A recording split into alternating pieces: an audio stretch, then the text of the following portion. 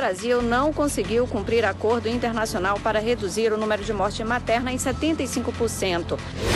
Desde 2011, é ministra do Supremo Tribunal Federal. Em 2012, passou a ser ministra substituta no Tribunal Superior Eleitoral. E em 2016, assumiu como efetiva do TSE. 32 milhões de meninos e meninas vivem em situação de pobreza, o que representa 61% da população brasileira com menos de 18 anos de idade. Há um crescimento exponencial dessa notícia que em 10 minutos ela pode atingir já uma centena de milhares de pessoas e para aquelas pessoas que forem acreditar numa notícia evidentemente falsa, pode haver uma influência nas eleições.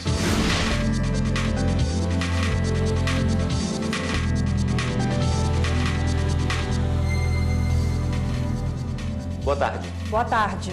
O Brasil não conseguiu cumprir um compromisso fechado com a Organização das Nações Unidas para reduzir as mortes maternas no país em 75% até 2015. E o pior, além disso, em 2016, o número de mortes desse tipo ainda aumentou. A reportagem é de Carolina Chaves. A morte materna é a que acontece durante a gestação, parto ou até 42 dias após o nascimento da criança, e ela está relacionada à gravidez. O que muita gente não sabe é que a maioria dessas mortes é evitável e ocorre principalmente por hipertensão, infecções e abortos provocados. O histórico da taxa de mortalidade no Brasil é de sobe e desce. Caiu 56% em 1990, mas aumentou em 2013. 2 anos depois, voltou a cair.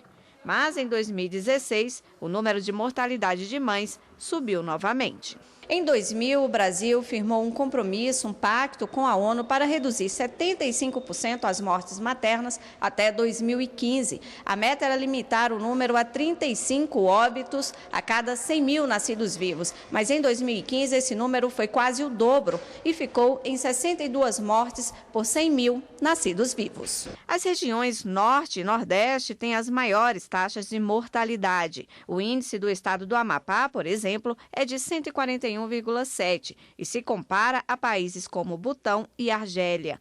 Já o Sul e o Sudeste têm os menores índices, todos bem distantes de países como Polônia e Finlândia, que registram entre 3 e 4 mortes por 100 mil nascidos vivos. Especialistas recomendam algumas medidas para reduzir esse número. Entre elas, melhoria da rede de atendimento, maior assistência no pré-natal, equipe qualificada e a descriminalização do aborto, tema atualmente em análise no Supremo Tribunal Federal. E não é necessário aguardar o divórcio para ficar comprovado o fim do vínculo afetivo. Com base nesse ponto de vista, os ministros do Superior Tribunal de Justiça entendem que a separação judicial é suficiente para que o cônjuge não tenha mais o direito à cobertura de seguro. No caso analisado pela terceira turma do STJ, os ministros atenderam parcialmente a recurso de uma seguradora e isentaram a empresa da responsabilidade de pagar indenização para cônjuge sobrevivente que, embora separado judicialmente da segurada, alegava ainda manter vínculo matrimonial com ela, já que não houve a conversão da separação em divórcio. A relatora do recurso, ministra Nancy Andrighi, explicou que há controvérsia na interpretação do Código Civil a respeito do fim da sociedade conjugal e do momento em que isso ocorre. Para a ministra, não se deve confundir o término da sociedade conjugal com a dissolução do casamento válido. A relatora destacou que a interpretação mais adequada do Código é a de que o conceito de rompimento do vínculo, especialmente quanto às questões patrimoniais, equivale não apenas ao matrimonial, mas também ao conjugal, não sendo necessário aguardar o divórcio para considerar que não há mais vínculo afetivo. Foi destacado ainda que não houve comprovação de união estável depois da separação judicial, o que também torna indevida a indenização pretendida pelo homem. A decisão foi unânime. E ainda nesta edição do Jornal da Justiça, nós vamos falar sobre um dos principais desafios das eleições deste ano, as fake news. Mas antes de tratar sobre esse tema e como as notícias falsas podem afetar as eleições, hoje tem mudança lá no Tribunal Superior Eleitoral. À noite, a ministra Rosa Weber toma posse como presidente da corte e quem tem os detalhes dessa cerimônia fala com a gente ao vivo lá do TSE, a repórter Juliana Ribeiro. Oi, Juliana, boa tarde. Boa tarde, Rafaela. Boa tarde a você que nos assiste. A solenidade está marcada para as 8 da noite. A ministra Rosa Weber será a nova presidente do TSE e o ministro Luiz Roberto Barroso o vice. Até o momento, 300 convidados já confirmaram presença. Agora, vamos conhecer um pouquinho da história da ministra Rosa Weber e do ministro Luiz Roberto Barroso. Nascida em Porto Alegre, a ministra Rosa Weber se formou em Direito pela Universidade Federal do Rio Grande do Sul. Também é formada em estudos franceses pela Universidade de Nancy, na França. Atuou como juíza e presidente do Tribunal Regional do Trabalho da Região Sul até 2003. Em 2006, tomou posse como ministra do Tribunal Superior do Trabalho. Desde 2011, é ministra do Supremo Tribunal Federal. Em 2012, passou a ser ministra substituta no Tribunal Superior Eleitoral. E em 2016, assumiu como efetiva do TSE. Já o ministro Luiz Roberto Barroso é natural de Vassouras, no Rio de Janeiro. É graduado em Direito e doutor em Direito Público pela Universidade do Estado do Rio de Janeiro. Compõe o quadro de ministros do Supremo Tribunal Federal desde 2013. Assumiu como ministro substituto do Tribunal Superior Eleitoral em 2014. E tomou posse como ministro efetivo em fevereiro deste ano. Após a cerimônia de posse, os ministros vão receber os cumprimentos aqui no Salão Nobre do TSE. Voltamos ao estúdio. Obrigado, Juliana. E você sabe quantas crianças e quantos adolescentes brasileiros vivem na pobreza? Vamos falar sobre o assunto no próximo bloco. Levantamento inédito do Unicef mostra que 32 milhões de crianças e adolescentes vivem em situação de pobreza no Brasil.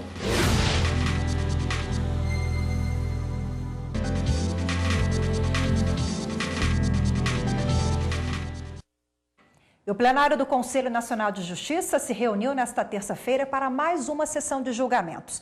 Entre os destaques, um pedido de abertura de processo administrativo disciplinar contra um juiz do Maranhão. A autora do pedido é a Corregedoria Nacional de Justiça. De acordo com a reclamação disciplinar, o magistrado do Maranhão teria agido por mais de uma vez de forma contrária aos deveres do cargo, atuando na liberação de dinheiro em processos que tramitavam nos locais onde ele atuou. O Corregedor Nacional de Justiça, ministro João Otávio de Noronha, votou pela abertura do processo administrativo disciplinar e afastamento do magistrado durante as investigações. O plenário decidiu aceitar o pedido da Corregedoria. A decisão sobre o afastamento ficou para a próxima sessão. O CNJ também iniciou o julgamento de um procedimento de controle administrativo encaminhado por uma desembargadora do Tribunal de Justiça do Pará. O caso chegou ao Conselho depois de uma eleição para integrante do Tribunal Regional Eleitoral acabar empatada e ser decidida nos critérios de desempate, onde a desembargadora não foi eleita. O advogado da magistrada afirmou que os critérios foram utilizados de forma equivocada. Ele pediu a manutenção do processo de escolha, mas a aplicação do critério de tempo na magistratura. Manifestação diferente teve o advogado do desembargador que foi eleito para o TRE. Ele afirmou que o regimento interno do tribunal é superior a uma resolução citada pelo advogado e pediu a manutenção do resultado. O voto do relator, conselheiro Valdetário de Andrade, vai ser apresentado na próxima sessão. 6 em cada 10 crianças e adolescentes vivem na pobreza no Brasil. O dado é do Unicef, o Fundo das Nações Unidas para a Infância, divulgado hoje em Brasília. 32 milhões de meninos e meninas vivem em situação de pobreza, o que representa 61% da população brasileira com menos de 18 anos de idade. 18 milhões são afetados pela pobreza. Vivem em domicílios com renda insuficiente para comprar uma cesta básica. Mas a pobreza é mais do que isto. Há também um conjunto de privação de direitos, falta de saneamento básico, educação, água potável, moradia e trabalho infantil. O levantamento foi feito pelo Unicef, o Fundo das Nações Unidas para a Infância. A pesquisa mostra ainda que crianças e adolescentes moradores das regiões Norte e Nordeste são os que mais apresentam violações de direitos no Brasil. A entidade recomenda que o governo brasileiro coloque crianças e adolescentes no centro das políticas públicas e que redirecione orçamento para suprir necessidades básicas da população jovem. Estou falando de políticas públicas que têm que ser direcionadas para as crianças e adolescentes mais vulneráveis, que justamente esse estudo ele também dá os insumos para isso. Ele permite assim saber quem são as crianças e adolescentes que estão numa situação de vulnerabilidade, para que o gestor público ele saiba para onde direcionar seus orçamentos, para onde direcionar suas políticas, suas prioridades.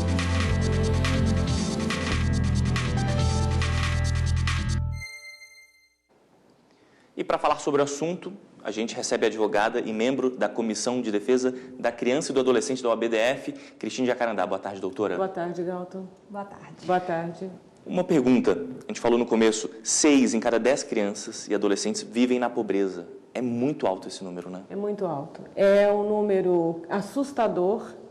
É um número que pega o Brasil numa situação quase paritária a estados, aos países da África do Sul. O Saara tem 9 entre 10, quer dizer, o Brasil tem um número muito próximo e é um número que nos faz refletir, que faz o Brasil, o governo, refletir o que está acontecendo hoje com as crianças em estado de risco, em estado de pobreza, né?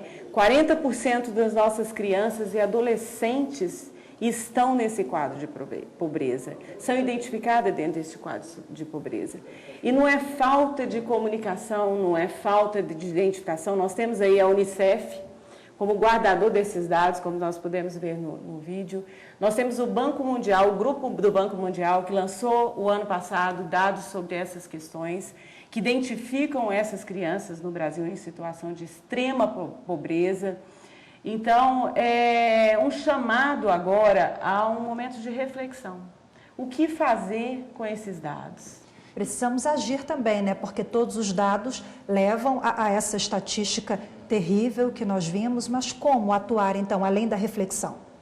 Então, nós temos o Estado brasileiro como garantidor de políticas para criança e adolescente. Nós temos no artigo 3º do ECA essa garantia institucional, essa garantia governamental. Mas não é disso que nós precisamos. Nós estamos vivendo um momento hoje no Brasil que nós não precisamos de garantias mais, né? Nós não precisamos de um Estado, um governo legiferante. Nós precisamos de um governo atuante. Eu tenho dito que o Brasil hoje precisa parar de ser coator com medidas e imposições, né, punições, e tornar-se um agente coautor. É preciso que o Brasil tome uma postura de ser autor, produtor de medidas e ações emergenciais para resgatarmos essas crianças e adolescentes dessa situação. Situações, alguns casos a gente pensa em a longo prazo. Esse específico não dá para deixar a longo prazo, tem que tentar resolver logo, né? Essa é uma situação. Quando a gente fala de pobreza, criança e adolescente, é uma pobreza diferente, sim. Porque a pobreza, quando ela está envolvida na situação da criança e do adolescente, a criança no estado de pobreza, ela posterga isso a longo prazo. Ou seja, o prejuízo de pobreza numa criança e num adolescente, ele vai reverberando, ele vai formando um efeito cascata. Por quê? A criança hoje inserida no estado de pobreza, ela vai ser um jovem, um adolescente com problemas de cognição, um problema de aprendizado, um problema de aceitação, de inclusão. Então, se nós não começarmos ontem, né, a nossa medida já está tardia por demais. Agora, a senhora é membro da Comissão de Defesa da Criança e do Adolescente aqui da OAB-DF. Como é que tem sido o trabalho de vocês nesse enfrentamento? Então, nosso trabalho tem sido um trabalho atuante, um trabalho que é cooperado, vamos dizer assim. A OAB, ela tem sido voz dessa situação. Ela tem sido um canal de chamamento, de cooperação. A nossa comissão tem atuado junto com o Conselho da Criança e do Adolescente. Nós temos um membro do Conselho dentro da nossa comissão. Nós temos chamados profissionais multidisciplinares a estarmos conosco nas nossas situações, professores, educadores, para somarmos e para identificarmos e começarmos a provocar as autoridades no sentido de promover. É tarde demais, nós temos dito, né? É para ontem, é para agora, é emergente. Vamos agir então, é aguardar, né, que o Estado, enfim, haja em torno dessa melhoria dos dados, né? Exatamente. Doutora, obrigado pela entrevista. Eu que agradeço, boa tarde, é um prazer sempre estar com vocês. Boa tarde. O Tribunal Superior do Trabalho realiza hoje à tarde a solenidade anual de entrega da Ordem do Mérito Judiciário do Trabalho, que homenageia pessoas e instituições que se destacaram ou serviram de exemplo para a sociedade. No total, serão 45 homenageados. Entre eles está o aposentado Walter Wolfmann, de 96 anos, que entrou para o livro dos recordes por ser o trabalhador com mais tempo de serviço na mesma empresa, 80 anos. Os ministros do Supremo Tribunal Federal, Dias Toffoli, Luiz Roberto Barroso, Edson Fachin e Alexandre de Moraes, e a Procuradora-Geral da República, Raquel Dodge, também estão entre as autoridades que vão receber homenagens. O evento é aberto ao público e acontece na área externa do TST às 5 da tarde. E a seguir, para combater as fake news, o TSE fecha acordo com partidos e faz campanhas de conscientização. Há um crescimento exponencial dessa notícia que em 10 minutos ela pode atingir já uma centena de milhares de pessoas e para aquelas pessoas que forem acreditar numa notícia evidentemente falsa, pode haver uma influência nas eleições.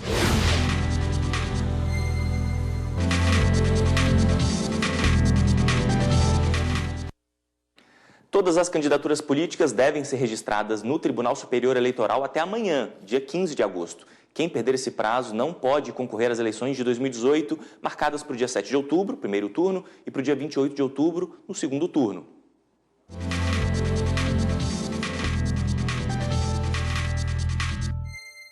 Os partidos políticos e coligações formadas para a disputa das eleições de 2018 têm até às 19 horas do dia 15 de agosto para pedir os registros dos candidatos escolhidos nas convenções partidárias.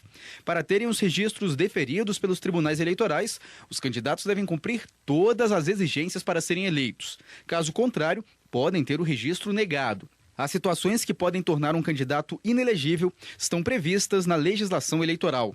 Os partidos e as coligações devem fazer o requerimento dos registros dos candidatos a presidente e vice-presidente da República aqui no TSE.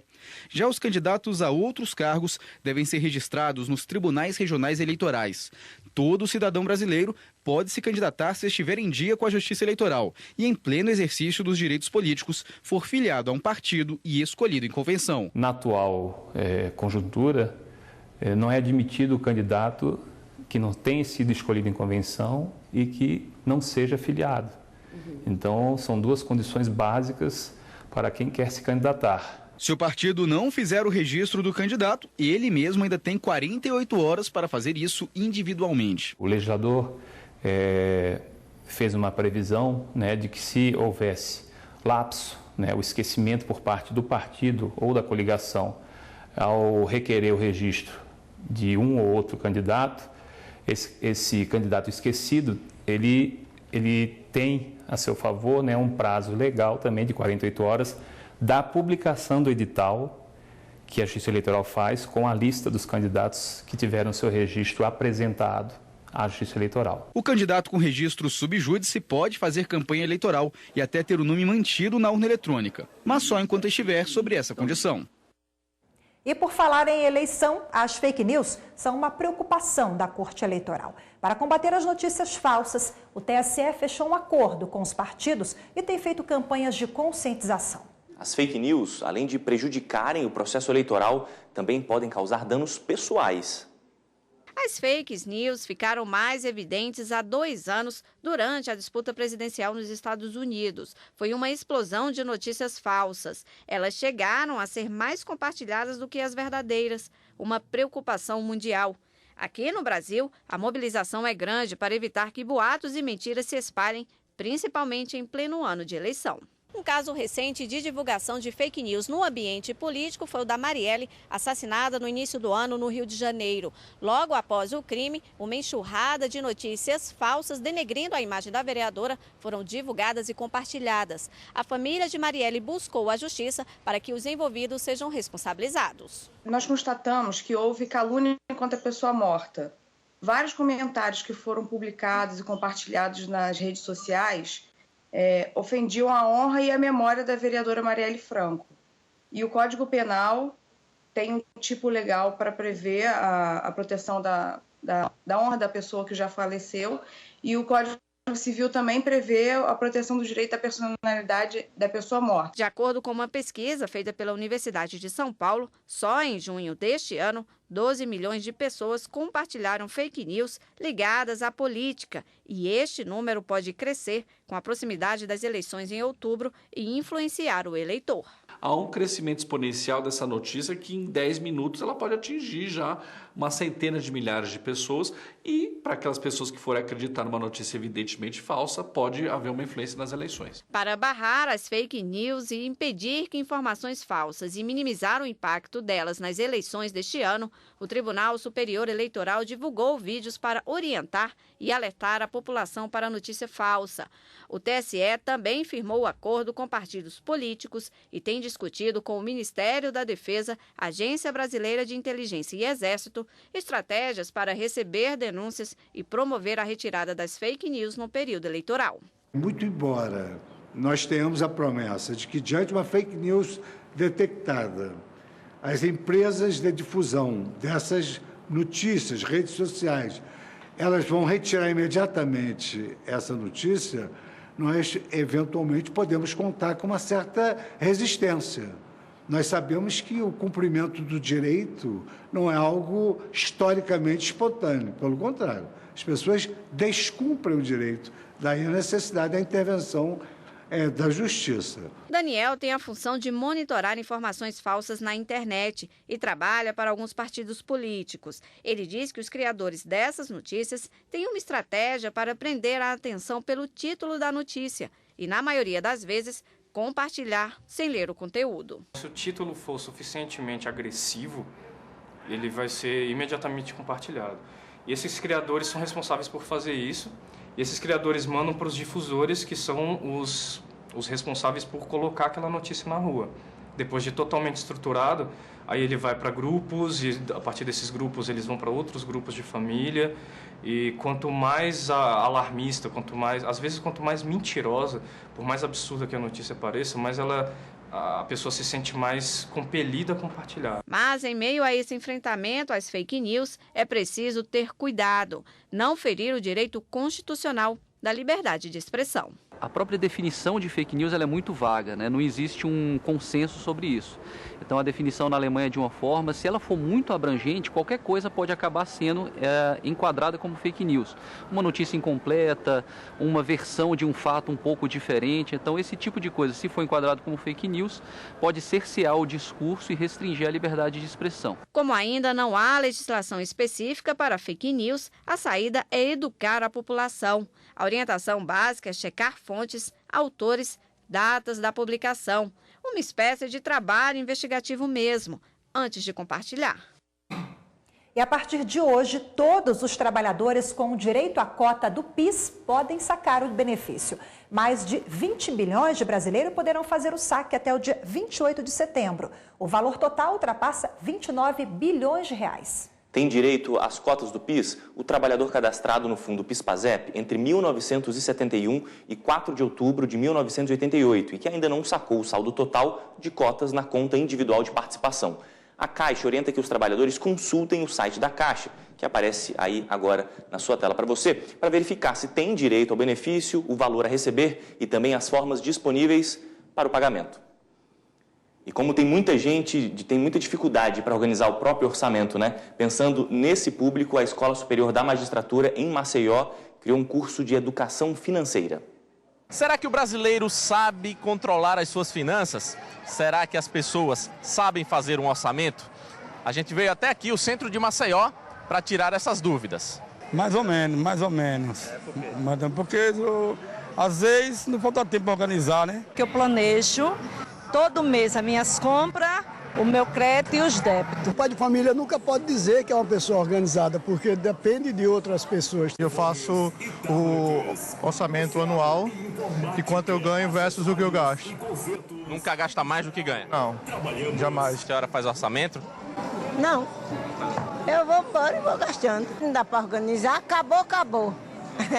Como a gente viu, algumas pessoas ainda não têm a vida financeira tão organizada e as causas são as mais diversas.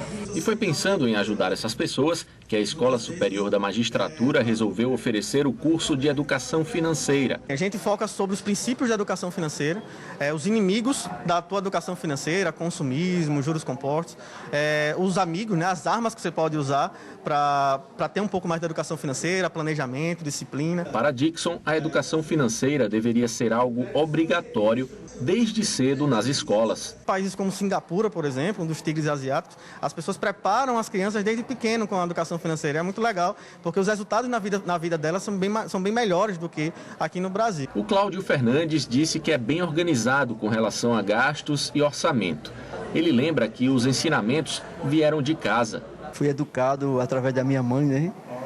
E a gente vai aprendendo a cada dia com as coisas que acontecem, né? A gente controla as despesas e as receitas. O Cláudio Figueira também é controlado e gosta de tudo bem organizado. Ele resolveu fazer o curso pensando em adquirir uma bagagem financeira ainda maior. Hoje em dia, com essa crise financeira que a gente vive, a disciplina é essencial dentro do padrão para se manter uma vida econômica saudável. Para quem tem dificuldade em manter as contas organizadas e quer se organizar, os dois Cláudios deixaram uma dica. Cartão de crédito é para guardar e deixar no bolso. Se puder, se possível, pague à vista. É isso que eu faço. Sempre economize para tudo quanto é lado, na água, na energia, em qualquer situação, faça a sua economia. É isso aí, fica a dica, viu? O Jornal da Justiça de hoje fica por aqui, mas a gente continua nas redes sociais. Se você quer rever alguma reportagem, é só acessar youtube.com/TV Justiça Oficial. Boa tarde para você. Boa tarde e até amanhã. Tchau.